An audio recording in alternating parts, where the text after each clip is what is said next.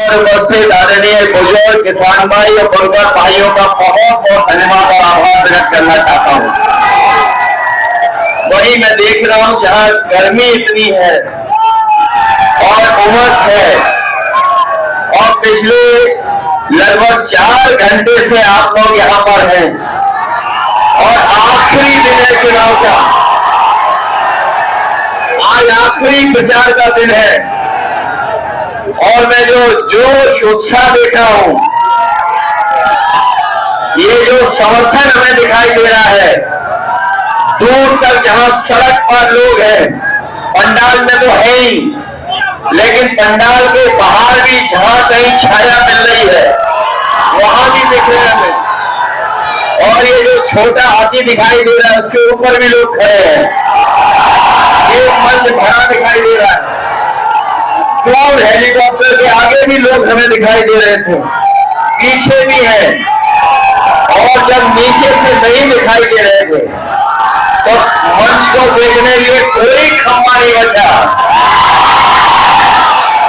यहाँ पर 8-10 लोग हमें न दिखाई दे रहे हो नौजवान। जब खंभे पर जगह नहीं बची तो हमारे जो टेंट लगा है, टेंट का जो फाइट है उससे भी बड़ी संख्या में लोग दिखाई दे रहे हैं, लेकिन जो ऊपर है वो उससे निवेदन है, इसके बाद और किसी को मत ऊपर उड़ाना। जहां पेड़ है, पेड़ पे भी लोग हैं।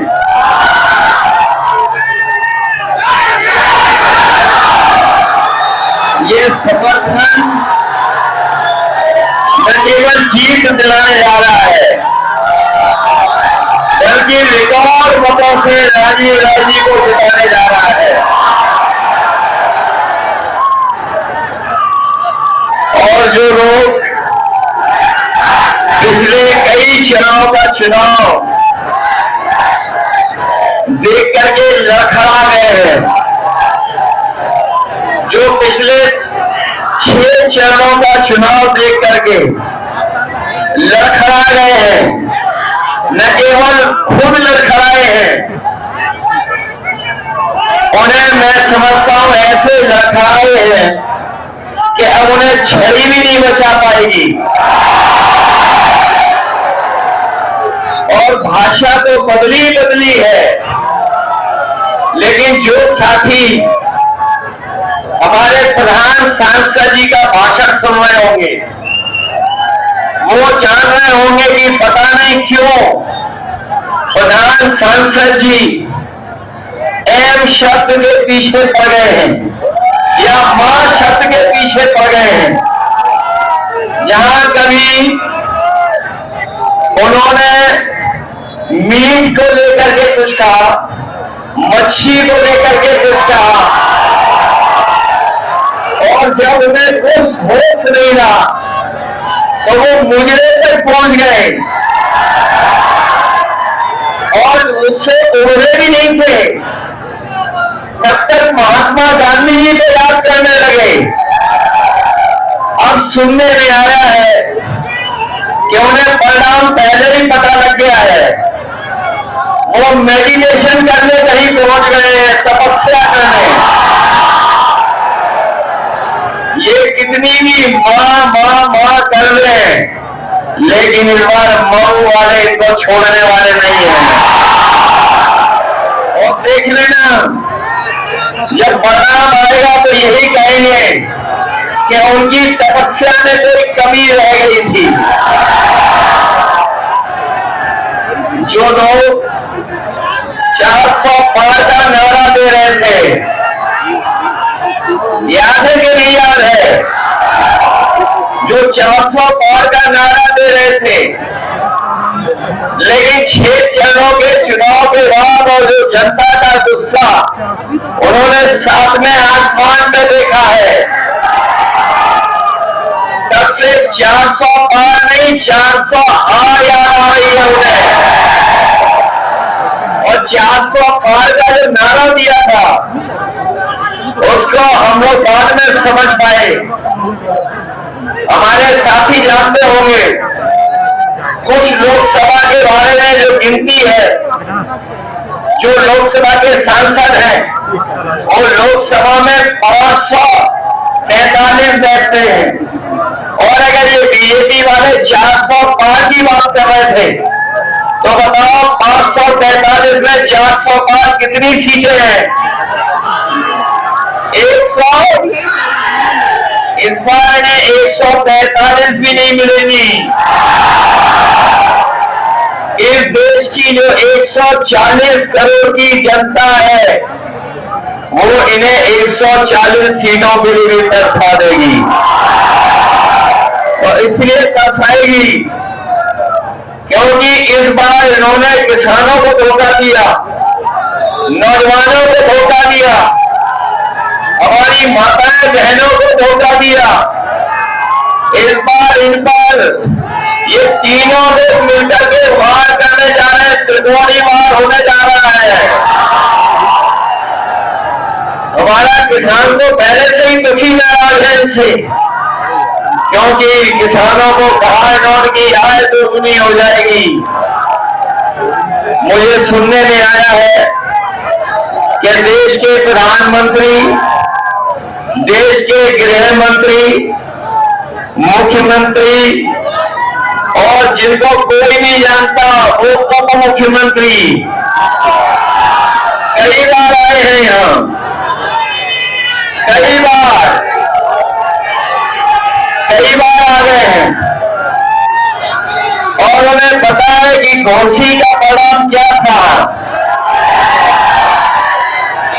उन्हें जब घोसी का परिणाम पहले ही पता है तो सोचिए क्यों आ रहे थे वो इसलिए आ रहे थे कि आप अपने वोट के दिन सावधान रहना। बताओ वोट के दिन आप लोग सावधान रहोगे कि नहीं रहोगे? जहां इन्होंने किसानों को धोखा दिया था वहीं हमारे नौजवान जानते होंगे कि एक एक नौजवान को इन्होंने जब कभी परीक्षा देने गया तो इन्हें धोखा मिला है। कोई परीक्षा ये सरकार नहीं करा पाई। जब भी परीक्षा हुई इस सरकार में पेपर लीक हो गया, और पता नहीं कहां पर लीक है जो अभी तक सरकार लीकेज नहीं रोक पाई है। बताओ पेपर लीक हुए कि नहीं हुए? और जो नौजवान जानता होगा, जिसने परीक्षा की तैयारी की होगी, पढ़ा लिखा, अभी तक जितनी भी परीक्षाएं हुई हैं सब परीक्षाओं के पेपर लीक हो गए। और याद रखना नौजवान साथियों, ये पेपर लीक नहीं हुए हैं, इस सरकार ने जानबूझकर के पेपर लीक कराए हैं, और इसलिए पेपर लीक कराए जिससे नौजवानों को उन्हें नौकरी न देनी पड़ जाए। इन नौकरी की वजह से न केवल आपका भविष्य अंधकार में डाला है, बल्कि हमारे नौजवान साथियों सोचना जा करके घर बैठ करके पिछले 10 साल में जो आपको बेरोजगार बनाया है, नौकरी नहीं दी है, आपका 1/3 जीवन इन्होंने बर्बाद करने का काम किया है। 1/3 जीवन बर्बाद कर दिया। और यहाँ का मऊ का नौजवान, यही गाजीपुर, बनारस, आजमगढ़ और आसपास के गोरखपुर के नौजवान तैयारी करते थे फौज की। वो खेतों में दौड़ करके, मैदानों में तैयारी करते थे, दौड़ करके सुबह इस बात की तैयारी करते थे, सोचते थे कि उन्हें फौज में नौकरी मिल जाएगी, और नौकरी मिलने के बाद वो वर्दी पहन करके देश की रक्षा करेंगे। लेकिन इस सरकार ने ये जो आधी अधूरी नौकरी की व्यवस्था की है, जो अग्निवीर वाली व्यवस्था की है, हमारा नौजवान जानता होगा ये जो अग्निवीर व्यवस्था है इसमें न पक्की नौकरी मिलनी है, न नौकरी अगर मिल भी गई और फौज में अगर चले भी गए और अगर शहीद हो गए तो न केवल आपको धोखा मिलेगा, वहां पर न शहीद का दर्जा मिलेगा, न सुविधाएं मिलेंगी, और आपको कोई सम्मान भी नहीं मिलेगा। इसलिए समाजवादी पार्टी और इंडिया गठबंधन अपने नौजवानों को कहके जा रही है कि जब कभी भी सरकार बनेगी 4 तारीख को ये अग्निवीर व्यवस्था हमेशा के लिए खत्म हो जाएगी, और पहले जैसी नौकरी जहां पर पक्की वर्दी पहनने को मिलती थी, पक्की नौकरी मिलती थी, वही व्यवस्था लागू करेंगे। और न केवल व्यवस्था लागू करेंगे, बल्कि हम लोग तमाम नौजवानों को जिनकी भर्ती छूट गई है, उम्र की भी छूट देंगे, संख्या भी बढ़ाएंगे, जिससे ज्यादा से ज्यादा लोगों को, नौजवानों को नौकरी मिल जाए और वर्दी पहनने को मिल जाए। साथियों, आज हम अपने खाकी वर्दी पहनने वाले भी साथियों को देख रहे हैं, जैसे हमारा मजावा, और ये भी चिंता में है कि अभी तो फौज की नौकरी हुई है 4 साल की, ये बीजेपी वाले कहीं आ गए तो हो सकता है खाकी वर्दी पहनने वालों की भी नौकरी 3 साल की करते हैं। साथी पूछते हैं हमसे कि बताओ कैसे हो जाएगी हमारे खाकी वर्दी पहनने वालों की, तो मैं जवाब में कहता हूं कि बताओ अभी तक जो बीजेपी ने फैसले लिए हैं, क्या आपको पता था कि ऐसे फैसले ले लेंगे? क्या आपको पता था कि रेलवे स्टेशन भेज देंगे? क्या आपको पता था ट्रेनें भेज देंगे? क्या आपको पता था हवाई अड्डे भेज देंगे? क्या आपको पता था कि हवाई जहाज भेज देंगे? क्या आपको पता था कि इलाहाबाद बैंक बिक जाएगी? क्या आपको पता था कि सरकारी नौकरी संविदा पे चली जाएगी? क्या आपको पता था कि बोरी से चोरी हो जाएगी? क्या आपको पता था कि जीएसटी लगा देंगे और सब महंगा कर देंगे? क्या आपको पता था कि डीजल पेट्रोल महंगा हो जाएगा? क्या आपको पता था कि आधी रात नोटबंदी हो जाएगी? जब नहीं पता था और नहीं पता था अग्निवीर का, तो हो सकता है बीजेपी वाले खाकी वर्दी पहनने वालों की भी नौकरी 3 साल की कर रहे हैं। इसलिए हम इन्हें भी सावधान करने आए हैं। बताओ बोरी से चोरी हो गई कि नहीं हो गई? पहले कितने किलो की चोरी हुई और फिर कितनी हो गई? हो गई 10 किलो की चोरी। और हम तो कई बार कह चुके हैं, ये बोरी की चोरी बीजेपी वाले बाद ही बिस्किट पैकेट सीख के आए हैं। जिन्होंने कभी बाजार में देखा होगा, पहले बिस्किट का पैकेट कितना बड़ा आता था? बताओ, इतना बड़ा आता था कि नहीं आता? और जैसे जैसे महंगाई बढ़ी और उन्होंने मुनाफा कमाना शुरू किया, बताओ बिस्किट पैकेट कितना छोटा हो गया? बताओ 5 बिस्किट का पैकेट हो गया कि नहीं हो गया? ये लोग आ गए तो हो सकता है 1 बिस्किट वाला पैकेट मिले। मैं देख रहा हूं ये टैटू गैंग बिस्किट का पैकेट दिखा रहा है। अभी तो 5 का हुआ है, खोल के देखो कितने का है। समय में 1 का हो जाएगा। बताओ आपके गैस का सिलेंडर कहां पहुंच गया? और ये नौजवान हमारे जो मोटरसाइकिल खरीदते, और याद कीजिए जब चुनाव था 2022 का, तो ये राशन में क्या क्या दे रहे थे आपको? राशन में दाल दे रहे थे, चना दे रहे थे, रिफाइंड तेल दे रहे थे, नमक दे रहे थे। और बताओ आज क्या दे रहे हैं राशन में?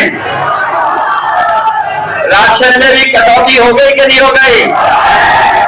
इसलिए समाजवादी पार्टी और कांग्रेस और इंडिया गठबंधन ने तय किया है कि अपने गरीबों के लिए हर पेट भोजन हो जाए पूरे परिवार को। इसलिए राशन को बढ़ाने का काम करेंगे, गुणवत्ता अच्छा करेंगे। और जिस तरीके से संपन्न लोग आजकल बाजार में पैकेट का आटा खरीद रहे हैं, जो गुणवत्ता में अच्छा है और पौष्टिक भी है,